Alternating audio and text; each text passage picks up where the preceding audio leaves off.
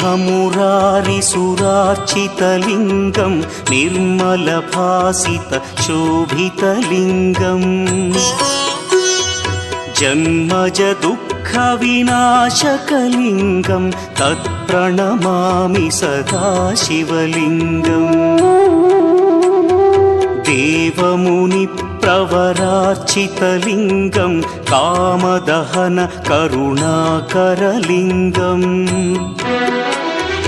रावणदर्पविनाशकलिङ्गं तत्प्रणमामि सदा शिवलिङ्गम्